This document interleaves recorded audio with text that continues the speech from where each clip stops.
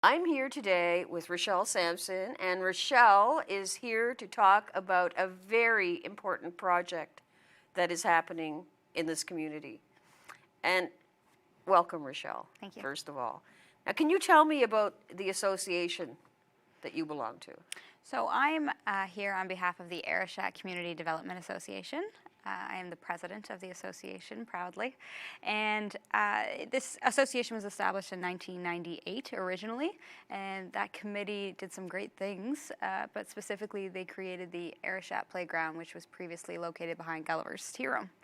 I myself have a lot of memories there as a child. I lived just down the road, so I've got some really fond memories every time I pass by that place. Recently, there was a woman in the community who had reached out through Facebook looking to engage others in taking over that committee and taking over the playground and refurbishing it. So that's kind of how new officers and directors had gotten elected and started on the journey of either refurbishing or taking on something different. So after a couple of meetings, they established, the pros and cons of refurbishing something similar. And the location that it was at, it was a bit small. There was no parking. It was close to the road. And an opportunity came up to go a little bit bigger and to, hit more points for different ages and different generations and bring it all together in somewhat more of a park. So that's where that went. Well, I remember when that playground got put there, and it served its purpose. It certainly did. Absolutely. But I think that the plans that you have, your group has, are far bigger than that playground was. So can you tell me what your mission is? So my vision really for this is to provide something that's more of a hub for the entire community. Provide a space that can bring together, no matter your age and specifically no matter your ability. So we're really focused on making this park accessible for wheelchairs and anyone with mobility issues, as well as incorporating sensory play equipment for children who are on the autism spectrum.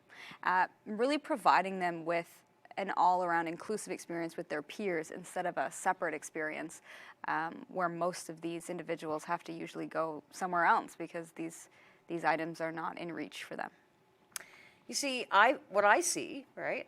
I mean, I will be showing your, the whole plan and everything later, but I picture the people from the St. Anne Centre being wheeled up there and they can watch the children play, and how wonderful would that be? Agreed, yeah. The quality of life, the quality of life is really important, especially Absolutely. Right now. But we sometimes don't think about the things that your group has thought about, and I'm so proud of you guys. To think about the kids in wheelchairs, the kids with special needs, that is outstanding, and I really want to take my hats off to you guys for that. Thank you very because much. many years ago, that never would have happened. Agreed. And it just goes to show you how forward-thinking the younger generation is becoming, and I think that's great. Anything that we can do to help you here, you will get our help. I will. So, that location, do you want to speak a little bit about that location? Because Sure. it's a great one. Yeah, it is. Yeah. So at the time when we were looking at the playground itself, it was a little bit small, like I mentioned, and there were going to be some cons for sure. So in the works with another committee, like another community group who was going to work with us on this project, they pitched that piece for us. As it was previously a ball field, there's some drainage underneath, which will help with anything that we do put there, and it's pre-cleared, so you don't have to remove any big debris, so you remove a lot of the work there. It's already accessible by vehicle, so you don't have to make a whole new path, and it's really a prime piece of land in the heart of the community with access to St. Anne's Community Centre and the Hearts of Il Madame Disability Home, and right next to a school. So really, it was a great find for this piece of project. Well, it's funny that you mentioned that because I went to school at IMDH. And I remember, as a young person, looking out the window at that ball field, which was rarely used. Yeah. Really. And thinking, what a strange place for a ball field, because, we got all these windows, and what if I'm sitting in class and a ball comes through the window? I actually did think those things. That's fair. So what a perfect spot. That's a perfect spot for it. I agree. And it would be so nice to see the skateboard park used. Yeah, exactly. And that's already there, Right. which gave us kind of a bit of a recreational field. There's a volleyball court, there's a soccer court just kind of across the school parking lot. So the field was already there, and I really truly believe in bringing people together versus trying to separate, have one playground over there and a playground over here. We're such a small community. I think it's such an investment into the people of this community. They give back so much and they do so much for each other that they really deserve something like this in their lives. Well, I think it's something that the entire community should get behind, and have. What has the community support been? It's been really great. People are really excited. I personally, how could you not be? I think it's such a great thing in theory, of course. It is a large project, but we're very eager and we've got the time. We've got the resources, and the grants that are out right now are really pushing recreation because of COVID.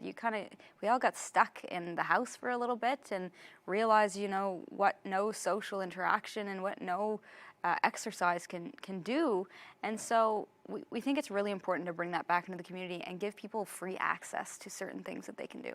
And I like that you're including our precious fur babies. Yes. So I myself have 2 dogs, so that part is really exciting to me. And a vision I have for that as well is, it's summertime. I take my dogs up to the park. There's tourists, whether it's within the province of Nova Scotia or outside of the province, right? I meet somebody, I say, hey, how are you? Where are you from? And all of a sudden, it's this person who thinks this place is so great and so wonderful, and they love this park, and they want to invest in this town, or they want, to go eat at a local restaurant or go down to the Gualette. It gives you a place to meet people and to kind of showcase the beauty of our community. Not to mention that, if you're a person that's traveling with small children, they need to get out of the car. They got to burn some energy. Absolutely. Absolutely. Yeah. Perfect. Yeah. Just Great take idea. Pop right up and let them run around. And I mean, Arichat is a beautiful town. The harbor is exquisite. Yes. No matter what, the sunsets are phenomenal. Oh my gosh. So I mean, we have it all. We live in our own paradise, and I don't know. I think most people that live here actually know that. I agree. I'm pretty sure they do. Yeah. And if they don't, well, It's their loss. it's kind of sad Yeah. if they don't. Yeah. But it means something different to everybody, I guess. I agree. So now, did you have any planning? Like, have you done any planning to start this up? Because you'd obviously have to do some planning. Yep. So we kind of hit the ground running, and we got a preliminary drawing done up, which is the drawing that you're going to showcase.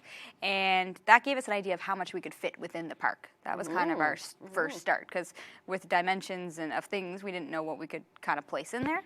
So once we did that, now we kind of have to look at the logistics of things and the phases of things when you start to implement stuff and clear the land and start installing.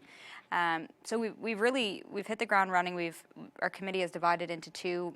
Some of us are doing grant applications. Others are just doing like local fundraising.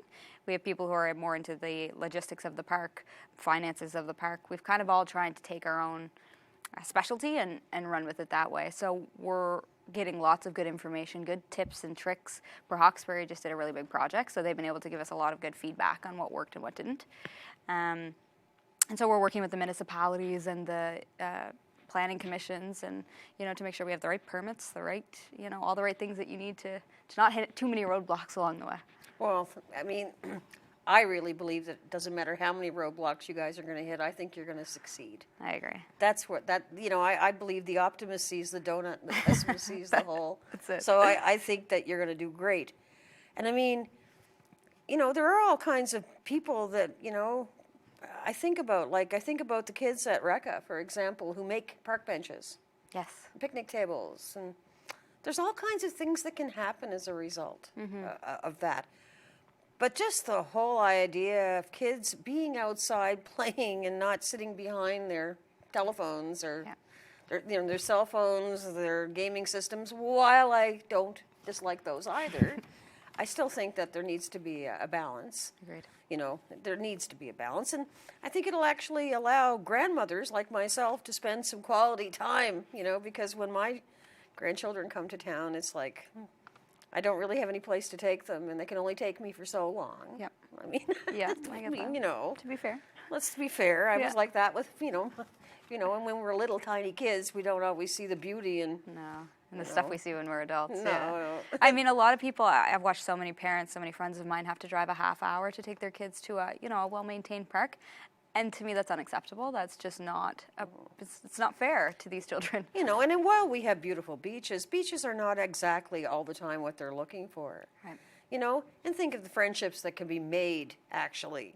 I agree. It's really the networking piece of it. The socialization, I think we all took it a little bit for granted before COVID. And so now I think we're so eager to maybe get to meet people in a different way. And in a small town, I think it's tricky to meet new people, especially when you're a bit younger, you hesitate. But if you by chance take your dog to a dog park and you meet someone there with another dog and you both like dogs, and all of a sudden you got a new friend.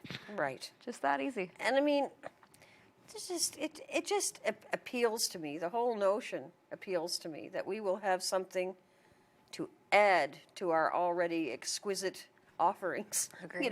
Yeah. I think it's a beautiful project, and I really, really hope you get tons of support. Yeah, me too. And I think we will.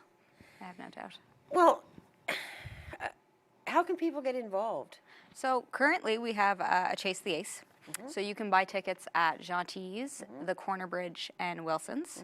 The draw is every Friday night until someone picks the ace. How's that been going? Well, we find out tonight, actually. So tonight's our first night that we will have a live. I hope it's great. Me too. I hope so Yeah. too. And along the way, we're going to switch it up and have different kinds of fundraisers. It's always a little bit easier when it's warmer outside as well. Some softball tournaments, some bake sales. We'll go a little old school, and really pull through with the community. And so. Along the way, if people are looking to donate, they are more than welcome, of course. We will approach businesses and individuals and grasp at all the strings we can. And I will also leave all the information where they can get a hold of you. Absolutely. Yeah. Call anytime, for sure. I will do that. Yeah. And so that's kind of where we're going. And if people have any special skills, we'll know along the way when we need someone, we can reach out.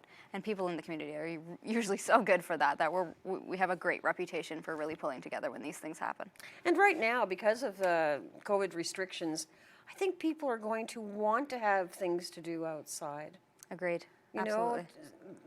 People are starting, I believe, in some cases, especially people who are used to working with their hands, doing that sort of thing. I think they're bored. Yeah. And they want to feel useful. Yep. So, I think that's going to be a good thing for everybody all the way around. I think so too. Yeah. But what a great celebration we'll have when that's all done. Oh, I'm excited. Yeah, it'll be a really, really fantastic accomplishment. I think so. I think it's going to be great. I personally can't wait to see it, but what are you going to call it? So I think we were leaning towards the Richmond County Recreation Park. It kind of rolled off the tongue when we had started talking. But, along the way, we might take recommendations on something, a little bit more creative. Maybe you could do a survey. Yeah. Get everybody involved. Get people people involved, yeah. Yeah, and we're really reaching out to community members on, concepts and ideas and things that they would like to see based on what we've presented to try to incorporate, because it's for them. It's not, it's not something we're creating based off of a theory. We want it to really work for the community. Well, I want it to really work too. Thank you. I think that what you've undertaken is going to be something that will be around for a long time, and I personally appreciate it, but I know that the community will appreciate it, because as you said, that little tiny playground down there, I remember the day it went in there. Yeah. I was watching it. And it was always sad to me that it was not operating. When do you anticipate? What would be your start date hope? So we hope to have enough money to start come spring. Wow. Yeah, it's a little ambitious, but there are so many grants out there right now, and the majority of grants are put out in the winter so that most people can start their projects within the spring or summertime. So we're looking at about a 2 to 3 year max project, hopefully, depending on the sources that we can find, but I have no doubt that that's a reasonable timeline. I am excited to see it start. And when it does, I will be following it, just as I'm sure all of you will be. So if any of you really want to help out and donate and support this is the project I would suggest that you do that for. Thank you. Because the children need it, the community needs it.